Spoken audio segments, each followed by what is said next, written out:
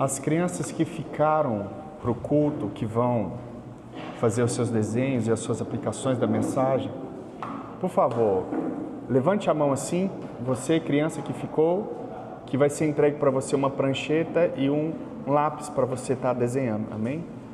Tá ali.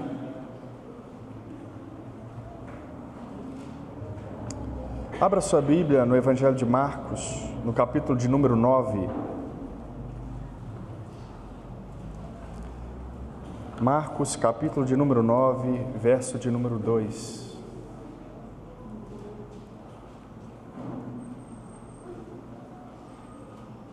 Marcos 9, 2.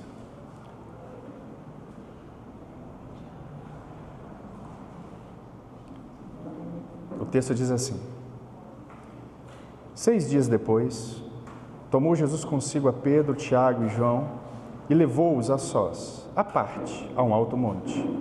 Foi transfigurado diante deles. As suas vestes tornaram-se resplandecentes e sobremodo brancas, como nenhum lavandeiro na terra as poderia alvejar. Apareceu-lhes Elias com Moisés, e estavam falando com Jesus. Então Pedro, tomando a palavra, disse: Mestre, bom é estarmos aqui, e que façamos 3 tendas. Uma será tua, outra para Moisés e outra para Elias. Pois não sabia o que dizer, por estarem eles aterrados. A seguir, veio uma nuvem que os envolveu, e dela uma voz dizia: Este é o meu filho amado, a ele ouvi. E de relance, olhando ao redor, a ninguém mais viram com eles, senão Jesus. Ao descerem do monte, ordenou-lhes Jesus que não divulgasse as coisas que tinham visto até o dia em que o Filho do Homem ressuscitasse dentre os mortos. Eles guardaram a recomendação, perguntando uns aos outros: que seria o ressuscitar dentre os mortos? E interrogaram-no, dizendo: por que dizem os escribas ser necessário que Elias venha primeiro? Então ele lhes disse: Elias, vindo primeiro, restaurará todas as coisas. Como, pois, está escrito sobre o Filho do Homem, que sofrerá muito e será aviltado. Eu, porém, vos digo que Elias já veio, e fizeram com ele tudo o que quiseram, como a seu respeito está escrito. Quando eles se aproximaram dos discípulos, viram numerosa multidão ao redor, que os escribas discutiam com eles. E logo toda a multidão, ao ver Jesus tomada de surpresa, correu para ele e o saudava. Então ele interpelou os escribas: quem é que discutis com eles? E um, dentre a multidão, respondeu: Mestre, trouxe-te o meu filho possesso de um espírito mudo, e este, onde quer que o apanha, lança-o por terra, e ele espuma, rinha os dentes e vai definhando. Roguei a teus discípulos que o expelissem, e eles não puderam. Então Jesus lhes disse: ó geração incrédula, até quando estarei convosco? Até quando vos sofrerei? Trazei-mo. E trouxeram-lo. Quando ele viu a Jesus, o espírito imediatamente o agitou com violência, e caindo ele por terra, revolvia-se espumando. Perguntou Jesus ao pai do menino: há quanto tempo isso lhe sucede? Desde a infância, respondeu. E muitas vezes o tem lançado no fogo e na água para o matar. Mas se tu podes alguma coisa, tem compaixão de nós e ajuda-nos. Ao que lhe respondeu Jesus: se podes, tudo é possível ao que crê. E imediatamente o pai do menino exclamou com lágrimas: eu creio, ajuda-me a minha falta de fé. Vendo Jesus que a multidão concorria, repreendeu o espírito imundo, dizendo-lhe: espírito mudo e surdo, eu te ordeno, sai deste jovem e nunca mais tornes a ele. E ele, clamando e agitando muito, saiu deixando como se estivesse morto, a ponto de muitos dizerem: morreu. Mas Jesus, tomando-o pela mão, o ergueu e ele se levantou. Quando entrou em casa, os seus discípulos lhe perguntaram em particular: por que não podemos nós expulsá-lo? Respondeu-lhes: esta casta não pode sair senão por meio de oração e jejum. Amém? Feche os seus olhos. Pai, em nome de Jesus, essa é a Tua palavra, Senhor. E nós clamamos ao Senhor a Tua graça, a Tua misericórdia, o Teu socorro nessa manhã, para que o Senhor possa falar poderosamente aos nossos corações. Nos ajude, ó Deus, a ouvir a Tua palavra e guardá-la. Meu Pai querido, escreva a Tua palavra em nossos corações, porque nós não queremos esquecê-la. Em nome de Jesus, nós queremos obedecê-la, Portanto, nos ajude nessa manhã, para a glória do Teu nome, restaura-nos, que o Senhor Deus possa nos dar força, nos reorientar, em nome de Jesus Cristo, nos dê fé, esperança e mais amor nessa manhã, Senhor, em nome de Jesus, amém. Podem se assentar, meus irmãos. As crianças que receberam a pranchetinha, eu gostaria que vocês desenhassem para mim Jesus com uma coroa, como se fosse um rei, e as suas vestes bem resplandecentes, com brilho. Tentem fazer isso para mim hoje, amém? Meus queridos irmãos, o título dessa mensagem é Jesus, o Rei que vem. Coincidentemente, ou não, melhor dizendo, eu copiei realmente esse título. É de uma canção que nós cantamos, mas ela faz jus ao texto que nós lemos. E nós vamos falar de 3 pontos. Nós veremos altos e baixos nesse relato que nós acabamos de ler. Primeiro, nós vamos ver Jesus se transfigurando e que se torna um sinal do reino de Deus vindo com poder e grande glória. Nós vamos ver, em segundo lugar, a confirmação da vinda de Elias. E nós vamos ver, em terceiro lugar, a cura de um jovem possesso. Esse jovem, ele tinha um espírito que agia na vida dessa criança, um espírito mudo e surdo. Portanto, nós vamos ver basicamente esses 3 pontos, amém?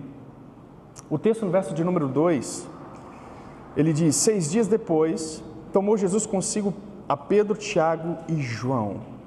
Nós sabemos, meus irmãos, que Jesus ele se relacionava bem com os 12 discípulos, mas de maneira mais particular e íntima com apenas 3 discípulos.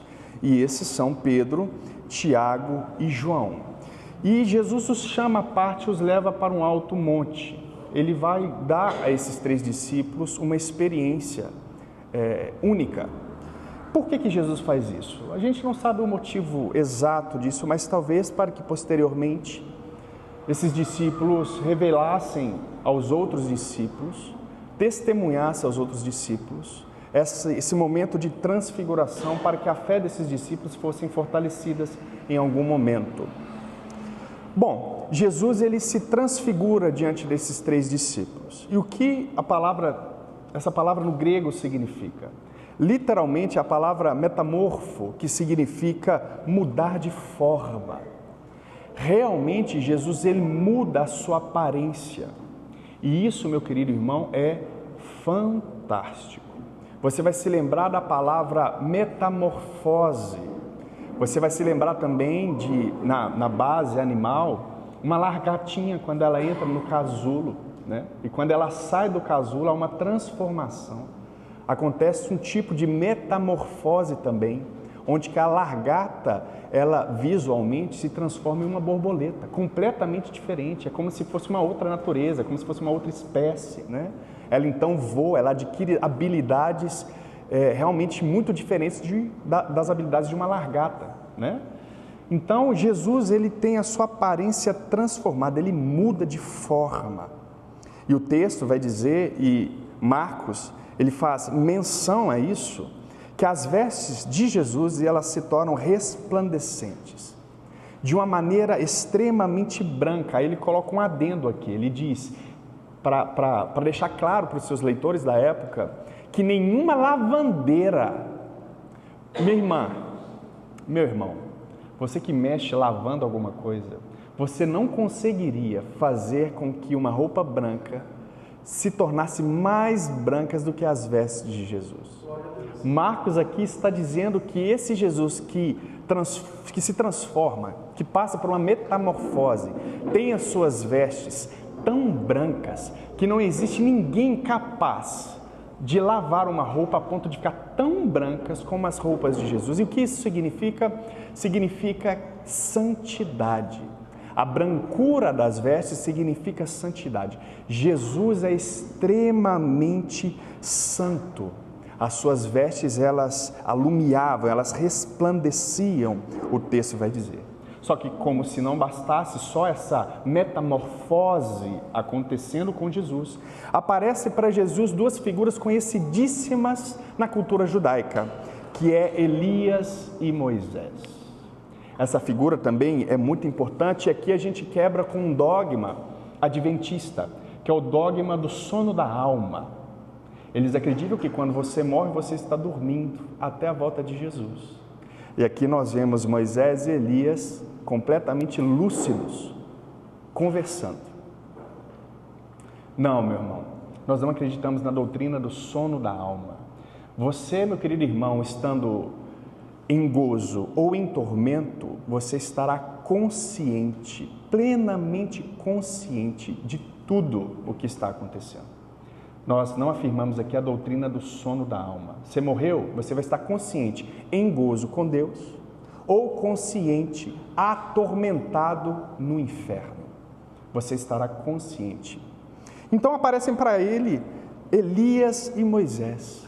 E essa figura é importante porque Elias e Moisés tipificam os profetas e a lei. Moisés, a pessoa da lei, e Elias, a pessoa dos profetas. Eles são os representantes da lei e dos profetas. E o que é mais interessante é que a lei e os profetas, elas servem a Jesus Cristo. E isso é o que é mais interessante. Por quê? Porque existe uma luta aqui. As pessoas não reconhecem Jesus. Quem é Jesus? Jesus é um falso profeta para muitos. Para poucos ele é o Messias. Para muito poucos ainda, eles não sabem a missão correta desse Messias. Alguns versículos atrás nós vamos ver Pedro repreendendo a missão do Messias. E essa missão estava destinada à morte, ao sofrimento. Então Pedro repreende por causa disso. Mas a lei e os profetas, eles se rendem a Jesus. E isso tem um sentido, tem um significado. Por que eles se rendem? Porque Jesus é Deus. A lei foi instituída por Deus. E os profetas que a representam devem se curvar diante dele. Os profetas foram instituídos e chamados, separados por Deus. E quando eles se curvam diante de Jesus, eles estão dando um sinal de que Jesus é de fato Deus. E repare um outro ponto aqui, Jesus é o único que tem as suas vestes resplandecentes. Moisés e Elias não têm as suas vestes alteradas. Só Jesus, que mais uma vez significa que Jesus é superior à lei e aos profetas. Agora, da onde a dúvida de Pedro a respeito da vinda do reino, quando ele é repreendido por Jesus? Aqui está muito claro no verso, porque o verso de número 1, Jesus dizia-lhes ainda, em verdade vos afirmo que dos que se aqui encontram, alguns há que de maneira nenhuma passarão pela morte até que vejam ter chegado com poder o reino de Deus. É o que nós falamos na semana passada e que nós vimos que tinha várias interpretações, 7 interpretações possíveis para esse texto. E aqui, na semana passada, nós concordamos que o 6º ponto era o mais certeiro, assim, por causa dessa experiência que os 3 discípulos estão passando com Jesus. Aqui eles estão vendo Jesus transfigurado e é assim que ele voltará, com vestes resplandecentes, com poder e grande glória. Aqui eles estão vendo os 2 principais profetas, Moisés e Elias, que se curvam diante desse rei, desse Jesus que é Deus. Portanto, a melhor interpretação possível é que essa figura, essa imagem que esses 3 discípulos estão tendo, se refere ou se confirma através do versículo de número 1 do capítulo de número 9. Portanto, essa é a interpretação correta, pelo menos até aqui. No verso de número 5, Pedro, vendo ou tendo esse deslumbre, essa visão extremamente significativa e poderosa, ele vai dizer: Mestre, bom é estarmos aqui e que façamos 3 tendas, uma será a tua, outra para Moisés e outra para Elias, pois não sabiam, o texto vai dizer no verso 6, pois não sabiam o que dizer por estarem eles aterrados, ou seja, por estarem com medo. Olha só para você ver que interessante, meus irmãos. Está tendo uma visão espetacular. Jesus, ele sofre uma transformação, uma metamorfose. A visão que eles estão tendo é uma visão única e singular. Poucos tiveram tais visões. Poucos profetas viram os céus e Deus assentado, os querubins com anjos e voando. Poucos tiveram visões tão magníficas. Eles ficaram com medo. Só que Pedro, ele tem uma característica peculiar. Pedro, ele não consegue ficar com a boca fechada. Mesmo com medo, Pedro tem que falar. Pedro é Pedro. Pedro tem que falar alguma coisa. Aí qual que é a brilhante ideia que ele tem? Vamos fazer aqui 3 tendas. Pedro está entendendo que Moisés e Elias estão voltando. Então ele falou, vou fazer aqui uma cabaninha, que aí a gente passa toda a noite junto, a gente faz uma fogueira. Jesus, vamos fazer o seguinte, vou fazer aqui uma tenda para você, uma para Moisés e uma para Elias. Como que os discípulos interpretaram ou perceberam que era Moisés e Elias é uma incógnita. Talvez porque Jesus se direcionou a eles, conversando com eles, e os nomeou, Moisés, Elias, e eles começaram a ter uma conversa ali. Aí eles perceberam que eram Moisés, de fato, e Elias, porque eles não sabiam, obviamente, qual eram as suas afeições. Mas eles falaram, olha, vamos fazer uma cabaninha aqui, uma tenda para cada um, vamos ficar aqui e vamos resolver o nosso problema. Moisés viria, Elias viria também, que era um comentário judaico, rabino da época. Só que Pedro comete um erro aqui, ao tentar fazer com que Moisés e Elias permanecessem. No verso de número 7, nós vemos a voz do Pai soando. O verso 7 diz, a seguir veio uma nuvem que os envolveu e dela saiu uma voz, este é o meu filho amado, a ele ouvi. E de relance, olhando ao redor, a ninguém mais viram com eles, senão a Jesus. A voz que soa do Pai, ela é muito importante. Essa frase de Deus Pai é importantíssima para a compreensão, meu irmão. Presta atenção. A primeira frase, este é o meu filho amado, confirmando a identidade do Messias como sendo filho de Deus, portanto, Deus, da mesma essência. Esse ponto é fundamental para que os discípulos pudessem crer que Jesus é de fato Deus, pois é filho do mesmo. A segunda parte, a ele ouvir. Por que Deus tem que falar para que os discípulos ouvissem o Filho, Jesus? Porque Jesus acabou de ser confrontado pelo mesmo Pedro, falando que ele não poderia seguir rumo à morte.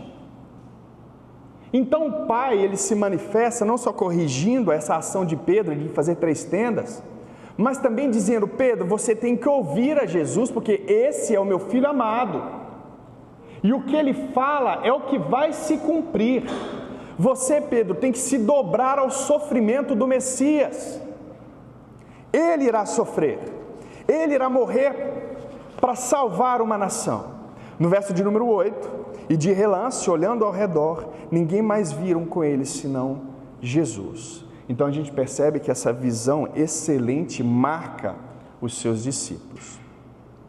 A chegada do reino de Deus aconteceu, meu querido irmão, conforme diz o verso de número 1 e confirmado no verso de número 2, no capítulo de número 9. O reino de Deus já se faz presente com poder e grande glória. O nosso Deus, ele já governa de seu trono nos altos céus. Ele tem um controle de todas as coisas. É esse Deus que tira reis e coloca reis. É esse Deus que desfaz governos e ergue governos. O nosso Deus, ele tem um controle absoluto de todas as coisas.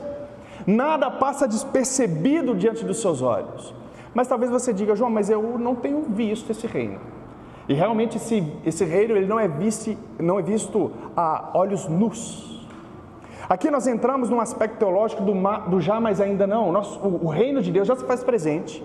Deus já deu sinais claros e poderosos de que esse reino está presente entre nós, porque ele entra na realidade e muda ela, ele cura enfermidades. Ele, como eu disse, tira governantes, reis, ele faz cair e ergue mais uma vez. Ele está ativo na história, governando todas as coisas. Esse termo é também chamado de entre tempos. Nós estamos em um período em que o governo de Deus já está acontecendo, mas ainda não está em sua maneira completa. Mas eu gostaria de chamar a atenção para um reino opositor, que é o reino de Satanás. Sim, meus irmãos, o mundo vive sobre o seu reinado. Satanás, o príncipe deste mundo, reina sobre o mundo e sobre todos aqueles que fazem a vontade do diabo. Todos aqueles. A questão é, a vontade de quem você tem satisfeito? Sobre o governo de quem você está vivendo, meu irmão? Porque se nós, a igreja, estamos vivendo sobre o reinado do Messias, esse que reina com poder e grande glória, as nossas ações neste reino, dentro deste reino, devem ser mudadas, obviamente. Conforme foi dito aqui, nós fomos transportados do reino das trevas, de Satanás, e colocados no reino do Filho de seu amor, Jesus Cristo. E é por isso que nós oramos: venha o teu reino e seja feita a tua vontade, não só sobre a igreja, não só sobre as nossas vidas e nossas famílias, mas também sobre todo o cosmos. Venha o reino de maneira completa de Jesus Cristo. Mas a pergunta é, mais uma vez, sobre qual reino você tem vivido, meu irmão? Você está fazendo a vontade de qual rei? De Jesus ou de Satanás? Eu gostaria de te lembrar que ninguém pode ver ou entrar no reino de Deus se não nascer de novo. Não pode, é impossível que isso aconteça. Às vezes você é uma pessoa que está na igreja, vem na igreja, mas vive sob o domínio do diabo o tempo inteiro, satisfazendo as suas vontades. Você vive em pecados corriqueiros constantemente, satisfazendo assim a vontade desse demônio, desse rei chamado Satanás. A resposta para uma pessoa que vive assim, talvez possa ser que, de fato, essa pessoa não nasceu de novo. O que Jesus diz a Nicodemos, no capítulo de número 3 do Evangelho de João, é: ninguém pode ver, entrar no reino de Deus se não nascer de novo. E como que nasce de novo? Essa obra é do Espírito. Essa obra ela não é humana. Essa obra, ela envergonha todos os atos humanos. Não é por obras que nós somos salvos, mas pela graça, mediante a fé. A obra é 100% do Espírito Santo. Aí talvez você me pergunte, talvez você esteja vivendo nisso, talvez você esteja sendo confrontado com isso agora, porque você está vivendo um outro reino, sobre um outro rei, sendo governado por um outro rei que não seja Jesus Cristo. E talvez você me pergunte, o que eu faço então, João, para nascer de novo? De maneira prática, meu irmão, abandone tudo o que você ouviu sobre Deus, que na qual não passou pelo Cristo, por Jesus. Jogue na lata de lixo. Faça o que Paulo fez. Considerei tudo como esterco. Não vale nada. Nascer de novo quer dizer aprender tudo de novo sobre a ótica do Messias agora. Talvez na religião que você viveu a vida inteira, você não passou por Jesus. Não nasceu de novo, meu irmão. Seja ela qual for. Se o intermediador não foi o Cristo, não valeu de nada toda a sua experiência, todo o seu conhecimento filosófico e teológico. Não vale nada se você não passou por Jesus. Jogue isso fora. Nasça de novo, aprenda tudo de novo. Você tem que estar sobre o fundamento certo, que é Jesus o Cristo, o Deus sofredor. A Ele ouvi, disse Deus o Pai aos discípulos. A Ele, a esse Jesus, é que nós temos que ouvir. Portanto, abandone toda a sua construção de tendas, meu irmão. Abandone toda a edificação do seu próprio reino e comece a edificar sobre um outro fundamento. E qual fundamento é esse? Jesus, o Cristo de Deus. É sobre esse fundamento que nós temos que edificar as nossas tendas. Não é sobre Moisés. Eu não tenho que construir tendas sobre Elias e os profetas, mas eu tenho que ouvir a Jesus, o Nazareno, o Cristo, Filho de Deus, portanto, Deus.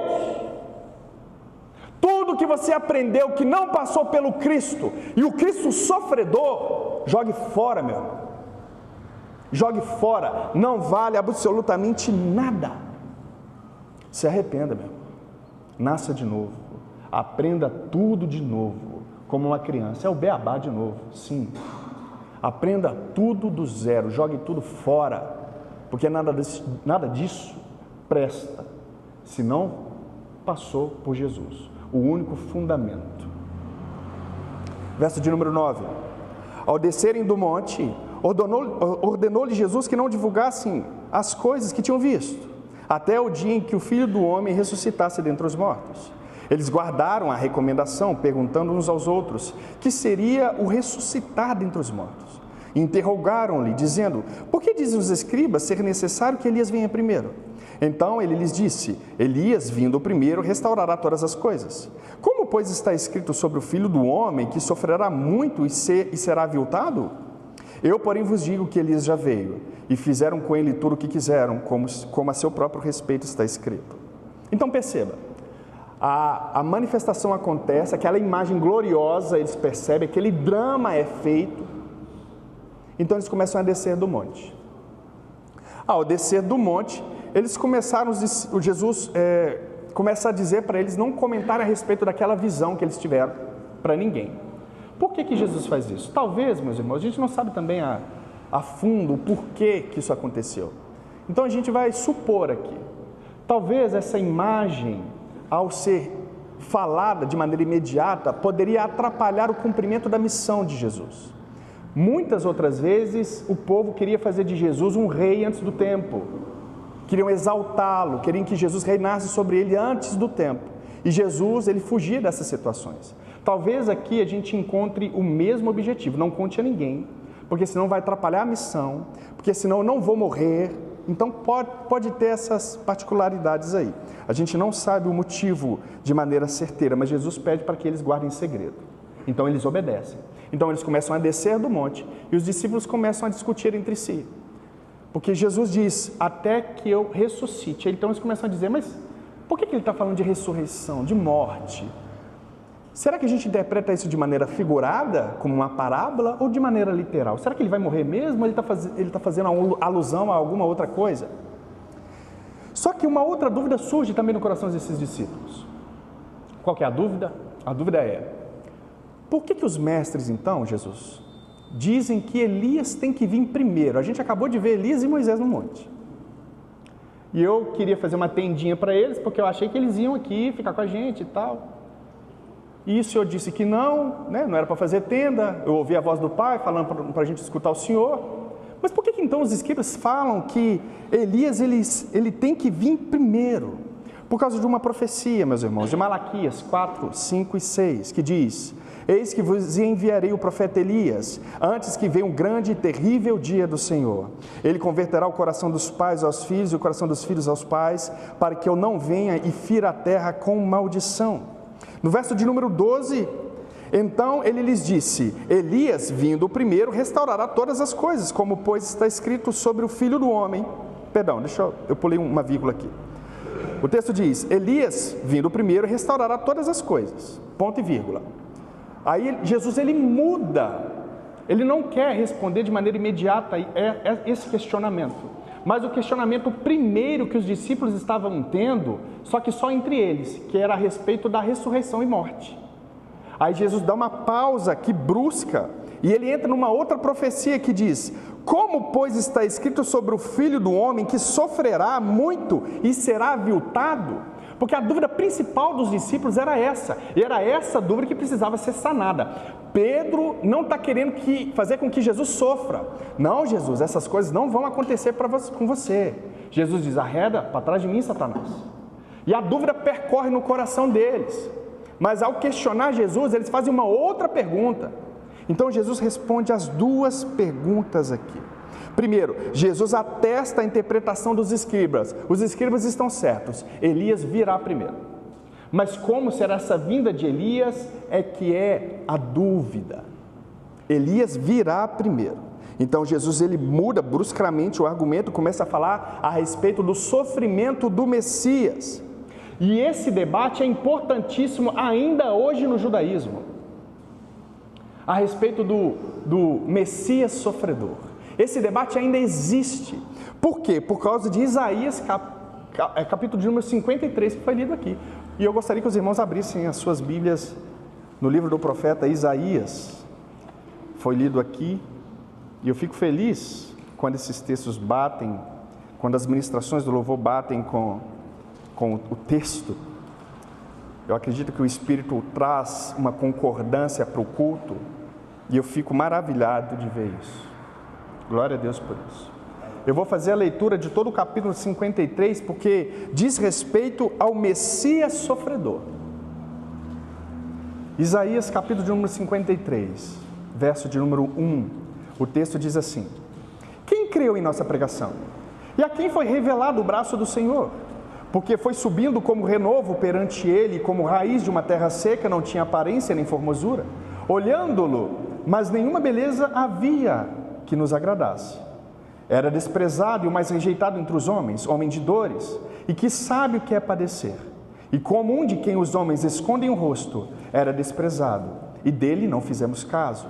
Certamente ele tomou sobre si as nossas enfermidades e as nossas dores levou sobre si, e nós o reputávamos por aflito, ferido de Deus e oprimido. Mas ele foi traspassado pelas nossas transgressões e moído pelas nossas iniquidades. O castigo que nos traz a paz estava sobre ele, e pelas suas pisaduras fomos sarados.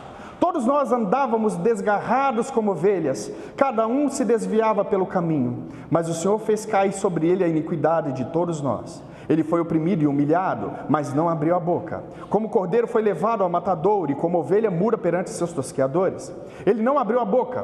Por juízo opressor foi arrebatado, e de sua linhagem, quem dela cogitou? Portanto, foi cortado da terra dos viventes. Por causa da transgressão do meu povo, ele foi ferido. Designaram-lhe a sepultura com os perversos, mas com o rico esteve em sua morte, pois que nunca fez injustiça, nem dolo algum se achou em sua boca. Todavia, ao Senhor agradou moê-lo, fazendo-o enfermar. Quando der a ele a sua alma como oferta pelo pecado, verá sua posteridade, prolongará os seus dias. E a vontade do Senhor prosperará nas suas mãos. Ele verá o fruto do penoso trabalho de sua alma e ficará satisfeito. O meu servo, o justo, com o seu conhecimento, justificará muitos, porque as iniquidades deles levará sobre si. Por isso, eu lhes darei muitos como a sua parte, e com os poderosos repartirá ele o despojo, porquanto derramou a sua alma na morte, foi cortado com os transgressores. Contudo, levou sobre si o pecado de muitos, e pelos transgressores intercedeu. Esse capítulo da profecia de Isaías era um capítulo extremamente debatido entre os acadêmicos da época, a ponto deles chegarem a sugerir que haveriam dois Messias, um triunfante e um sofredor. Portanto, a interpretação de Pedro de que o Messias não poderia sofrer mostra que ele talvez concordava com outras interpretações messiânicas. E qual que é a interpretação messiânica? De que o capítulo de número 53 não fazia uma referência direta ao Messias que viria. Só que o que Jesus faz, irmão, é o contrário. Jesus está dizendo: sim, Pedro, Tiago e João, eu sou o Messias que irá sofrer, mas eu também sou o Messias que irá triunfar diante da morte. Louvado seja o Senhor.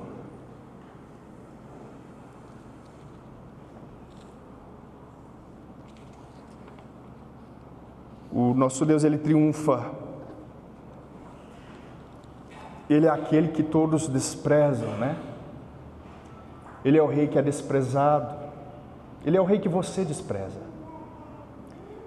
Ele é o rei na qual você não quer se sujeitar, né? Ele é o rei na qual você não quer crer, né?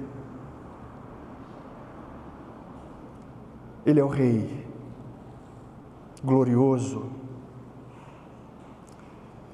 Verso de número 13, perdão, irmãos. Eu, porém, vos digo que Elias já veio e fizeram com ele tudo o que quiseram, como a seu respeito está escrito. Quem é Elias, então? Elias é João Batista, nós sabemos disso. Não quer dizer, e aqui nós batemos também na doutrina espírita de reencarnação, tá, meus irmãos? João Batista não era o Elias encarnado, reencarnado, melhor dizendo, ok? Não existe reencarnação. João Batista é a figura do Elias. Isso quer dizer que ele viria com a mesma força, fazendo as mesmas denúncias governamentais, acusando reis, se vestindo da mesma maneira, andando de maneira contrária ao mundo. ele é criado de maneira diferente, ele não se alia ao sistema de governo sacerdotal corrupto, nem ao sistema de governo opressor romano, ele se abstém disso como Elias fazia. Então, nós sabemos que João Batista era o Elias que viria, e fizeram com ele tudo o que quiseram, ou seja, essa é uma referência à rejeição que ele sofreu, à zombaria que na qual ele sofreu, e à morte que ele sofreu mediante o reinado corrupto. Nós percebemos, irmãos, então, que o estudo das Escrituras é importante para a compreensão de quem é Jesus, importantíssimo. Se você não estudar as Escrituras, você vai ter uma imagem fragmentada de quem é o Cristo. Às vezes você vai ter só um lado dela, às vezes você vai ter só o olho do Cristo, às vezes você vai ter só uma parte de Jesus. É importante que você conheça as Escrituras para que você tenha uma imagem certa de quem é Jesus. E isso inclui também estudo veterotestamentário. É necessário estudar profecias, é necessário estudar o Antigo Testamento, para que a visão de Jesus não seja distorcida como a visão dos discípulos estavam. Amém, meus irmãos? O problema de Pedro e dos discípulos era não entender as coisas de Deus. A repreensão que Jesus dá a Pedro, quando ele diz, afasta-te de mim, é que você não conhece as coisas de Deus. Meu irmão, o quanto você conhece de Deus, meu irmão? Constantemente, eu sei que é chato, eu também fico assim, cara, às vezes quando eu estou fazendo um esboço, vem as aplicações, eu falo, nossa, mas de novo isso eu tenho que falar? Porque é realmente triste, pelo menos eu penso assim, ver uma igreja que não estuda, ver uma igreja que não busca Deus, ver uma igreja que não ora, ver uma igreja que não se santifica, ver uma igreja que não é igreja. Eu fico terrivelmente triste, mas todas as vezes, na maioria das aplicações eu tenho que falar aqui com você, meu irmão, você tem que estudar, você tem que ler as Escrituras, você tem que conhecer o seu Deus, você tem que conhecer quem você adora, meu irmão. Porque senão você corre um risco enorme de estar adorando um ídolo. Não é Jesus, às vezes você acha que é Jesus, mas não é. Às vezes é um outro Deus que você formou aí na sua imaginação, e não é o Jesus das Escrituras. Ah, mas eu tenho filho, vem com filho mesmo. Ah, mas meu filho dá muito trabalho, e os irmãos eles ficam nervosos. O problema dos irmãos que estão nervosos, eles têm que aprender a ser paciente, a entender uma criança quando está chorando, quando está fazendo birra, ser paciente com isso. Não se abstenha do estudo das Escrituras, não se abstenha da oração, não se abstenha dos momentos de comunhão com a sua igreja, com seus irmãos. Não se abstenham disso. Versículo 14, a gente entra para a última figura. Quando eles terminam de descer, eles encontram uma cena dolorosa, diga-se lá de passagem. Quando eles se aproximaram dos discípulos, viram numerosa multidão ao redor e que os escribas discutiam com eles. E logo toda a multidão, ao ver Jesus, tomada de surpresa, correu para ele e o saudava. Então ele interpelou os escribas, Jesus interpelou, questionou os escribas, dizendo, o que é que discutisse com eles? Um dentre a multidão levantou e respondeu, mestre, trouxe-te o meu filho, possesso de um espírito mudo, e este, onde quer que o apanha, lança-o por terra, e ele espuma e rilha os dentes, e vai definhando. Roguei a teus discípulos que o expelissem, e eles não puderam. Então Jesus lhes disse, ó geração incrédula, até quando estarei convosco? Até quando vos sofrerei? Trazei-mo. Repare que quando Jesus chega, desce ao monte com aquela visão gloriosa, conversando com os discípulos, se manifestando aos discípulos ali, mostrando para esses discípulos que ele iria padecer e sofrer, e que estava escrito isso a respeito dele nos profetas. Quando ele desce, ele vê uma multidão. Os 9 outros discípulos ficaram. Entre esses discípulos estavam alguns mestres, havia discussão entre eles. Qual que era o motivo da discussão? Um possesso. Um garoto, mais uma vez, o que me corta o coração. Uma criança possessa de espírito maligno. Então eles começam, Jesus questiona por que eles estão discutindo com os discípulos. Então o pai desse menino se levanta, escuta Jesus, se levanta e diz, a discussão está acontecendo porque eu trouxe o meu filho, Jesus, que tem um espírito mudo.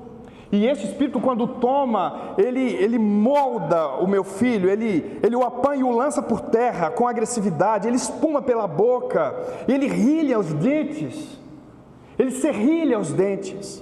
E eu roguei aos seus discípulos para que eles expulsassem, e eles não puderam. Aí Jesus toma a palavra mais uma vez e diz: ó geração incrédula, até quando eu estarei com vocês?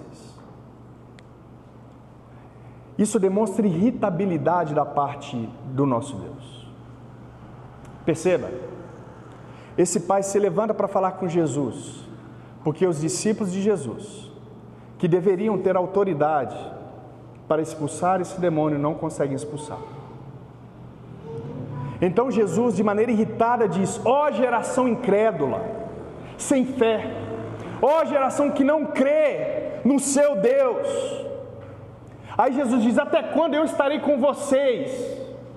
Até quando vocês sofrerão ainda? Essa é uma referência dupla, porque Jesus está irritado aqui, está dizendo para os seus discípulos: e quando eu for embora, o que vai acontecer com você? A segunda interpretação é que o meu fim está chegando, eu vou embora mesmo. O que vai acontecer com vocês depois da minha partida? Aí Jesus diz: traga esse menino então. Verso de número 20. E trouxeram. Quando o menino viu Jesus, o espírito maligno imediatamente o agitou com violência, e caindo ele por terra, revolvia-se espumando. Aí Jesus, ele tem um sentimento de compaixão. Percebe que em Jesus, ora ele está irritado, e de repente, diante das situações que ele encontra compaixão. Então ele pergunta: quanto tempo que esse menino está assim? Aí o texto vai dizer uma coisa ainda mais terrível, porque o pai do menino vai dizer: desde a sua infância, desde bem pequenininho, esse menino era cometido por um demônio maligno que o deixava surdo e mudo. Mas não é só isso, o menino não só não falava e nem só não ouvia. Quando o espírito o tomava, o pai desse menino vai dar mais alguns detalhes e vai dizer: muitas vezes ele tem lançado meu filho no fogo e na água para o matar. Um espírito assassino, fazendo isso com uma criança, o que me deixa ainda mais impressionado. E aqui eu volto a repetir o que eu repeti algumas semanas atrás: você tem orado pelo seu filho, irmão? Porque o diabo não está brincando de ser diabo, não. Você tem orado pelas enfermidades do seu filho? Porque pode não ser enfermidades naturais, tá? Existem enfermidades que demônios a colocam lá. E não só isso, ele quer matar o seu filho. Ele quer jogar o seu filho na água. Cuidado com as piscinas, tá? Ele quer jogar o seu filho no fogo. Cuidado com os fogões a lenha. Cuidado. Fique de olho no seu filho. Não terceirize a responsabilidade que você tem com o seu filho. Não terceirize. Satanás está doidinho para destruir alguém. É o que ele está fazendo com esse menino. Muitas vezes eu tenho lançado no fogo e na água para o matar. Aí o pai desse menino diz: se podes alguma coisa, tem compaixão de nós. E aqui eu caminho para o final. Ao que lhe respondeu Jesus: se podes. E aqui a frase é um pouco irônica. Se podes. Quem que você acha que eu sou? A frustração desse pai é: Jesus, eu sei que o Senhor é mestre. Ele ainda não tem a compreensão de que Jesus é Deus como você tem. A sua responsabilidade é ainda maior. Eu vou chegar lá. Os discípulos de Jesus não conseguiram expulsar, logo o seu mestre também não conseguirá. Segundo a lógica, o mestre só faz aquilo que o seu Senhor ensina, instrui. Se os discípulos não puderam, logo o mestre também não pode. Então esse homem, como que cheio de esperança, diz: Senhor, o Senhor é o mestre dos seus discípulos, os seus discípulos não puderam expulsar, mas se tu podes, tem compaixão de nós. Esse pai já não aguenta mais ver esse espírito tomando o seu filho em possessão demoníaca e tentando matá-lo. Esse pai está angustiado, terrivelmente angustiado. Então ele diz a Jesus: se tu podes, Jesus. Aí Jesus entra em cena e diz: se eu posso. Isso aqui é fantástico, meu irmão.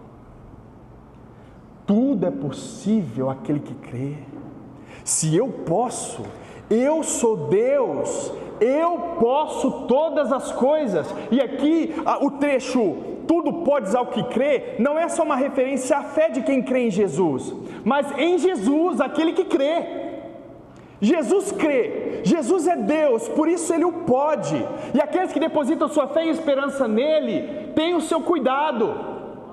Deus pode, se eu posso. Olha o que Jesus está ouvindo. Se eu posso, eu posso. Sabe o que eu quero dizer para você, meu irmão? Você não pode, mas Jesus pode. Jesus pode. Sabe o que acontece com muitos de nós? Não há fé. Sabe o que acontece com muitos de nós? Nós olhamos para esse Jesus, que nós sabemos que Ele é Deus, e nós não oramos a Ele. Aí que está o problema maior da nossa experiência religiosa. Nós não oramos mais, nós não suplicamos mais a Deus. Se tu podes, a quem você tem recorrido, meu irmão? Se tu podes, você acha que o médico pode? O médico não pode. Será que o coach pode? O coach não pode. Você não pode com as suas próprias forças. Deus pode. Jesus Cristo pode. Se tu podes, tudo é possível para aquele que crê. E Jesus diz: traga o menino. E quando eles estão trazendo o menino, Jesus olha de novo e vê uma multidão se aglomerando, mais pessoas. Então ele, de maneira rápida, ele faz um exorcismo. Então ele dá palavras de ordem: espírito mudo e surdo, saia desse menino e não volte mais para ele. Então o espírito começa a se debater de novo, como alguém que está dando o último soco antes de morrer. Aí você tem aí uma figura, você pode imaginar aí um filme que alguém está dando o último fôlego, a última energiazinha para tentar se salvar. Era esse espírito, fazendo o seu último teatrinho antes de ser expulso. Então, isso acontece, ele se debate mais uma vez, joga o menino no chão, e esse menino parece como que estivesse morto, a ponto da interpretação do povo que estava ao redor disserem: morreu, ele morreu. Só que esse menino não morreu conforme o espírito maligno e as pessoas quiseram. Esse menino viveu. Jesus o toma pela mão e o ergue, porque Jesus é aquele que dá vida. Jesus é esse Deus que dá vida, e vida eterna. Perceba agora a diferença. Os discípulos de Jesus não puderam expulsar. Jesus, com uma palavra, expulsa o demônio. Jesus é Deus, meu irmão. Tem coisas que cabe a você responsavelmente. Claro, você é responsável, você tem responsabilidades. Mas existem coisas que só Deus faz, meu irmão. Só Deus com seu poder e graça fazem.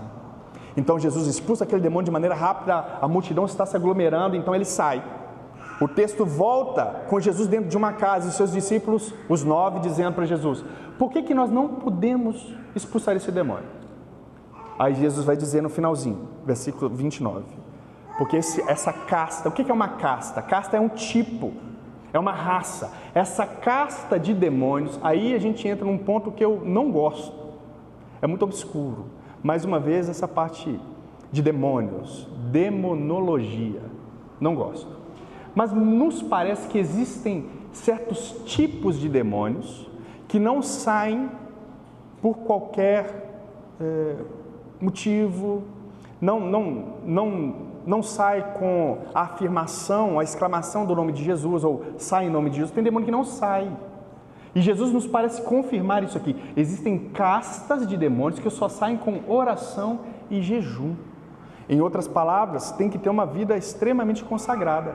E Jesus, ele é essa pessoa que tem essa vida consagrada. Jesus é Deus, em primeiro lugar, e segundo, porque era cheio do Espírito e vivia em constante comunhão com o seu Pai e fazia exatamente a vontade do seu Pai. Mas para os discípulos que não tinham essa familiaridade, e isso era algo novo para eles, Jesus afirma: essa casta não sai, senão com oração e jejum. Então a pergunta que eu faço, e termino aqui, é a respeito dos exercícios espirituais, meu. E a pergunta que eu te faço também é: até quando você vai deixar Satanás zombar da sua cara, trazer tristeza para a sua família? Você não vai expulsar esse principado da sua vida, não? Você vai viver enlamaçado desse pecado, e até quando? Você vai deixar o diabo ficar esbofeteando a sua face para lá e para cá, rindo da sua cara, até quando? Você não vai orar, não, meu irmão? Existem demônios que só saem com jejum e oração. Você não vai jejuar, não?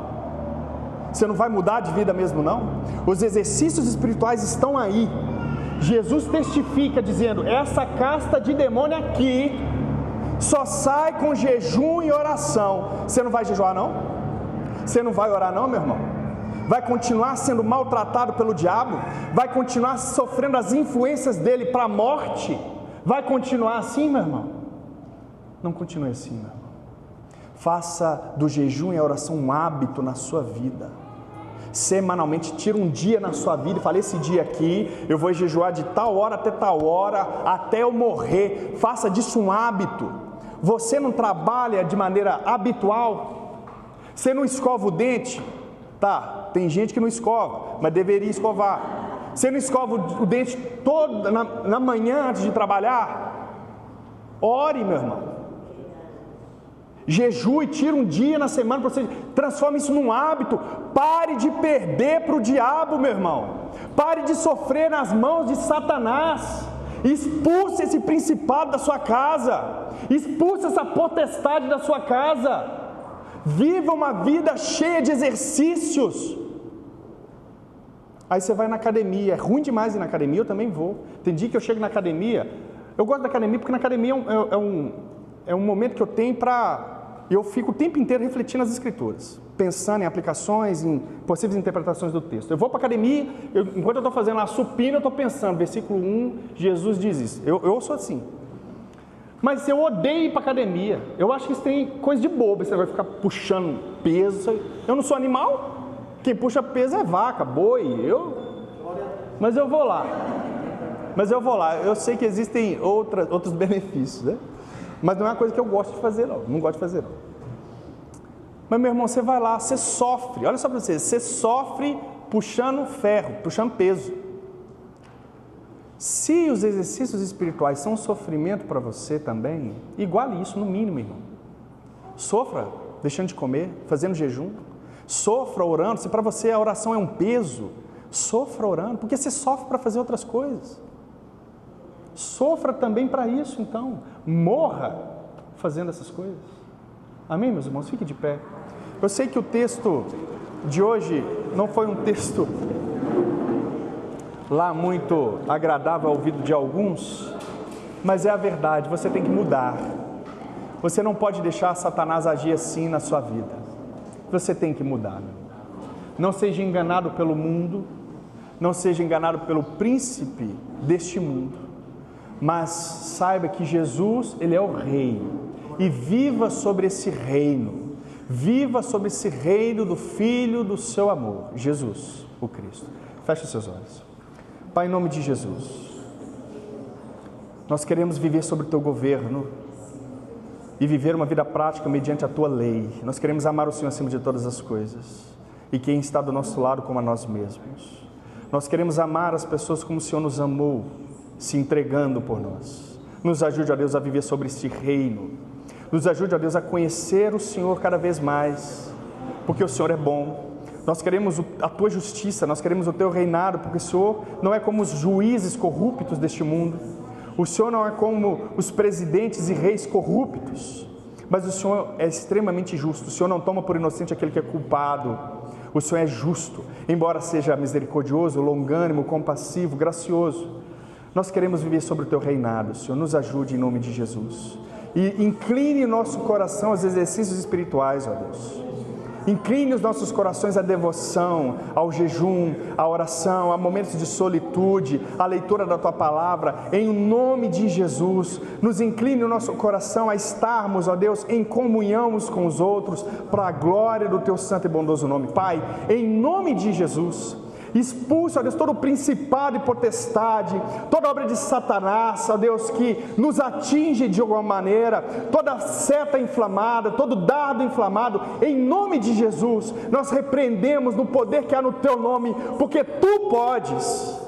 Tu és Deus, portanto, ó Deus, em nome de Jesus, desfaz toda armadilha, toda obra maligna de Satanás, a fim de nos fazer tropeçar, a fim de nos fazer cair, pecar contra o Senhor. Em nome de Jesus, restaura agora, em nome de Jesus, aquele irmão que caiu, restaura em nome de Jesus aquele que está cansado, aquele que está sem força, renove em nome de Jesus, em nome de Jesus. Levante os teus braços, meus irmãos.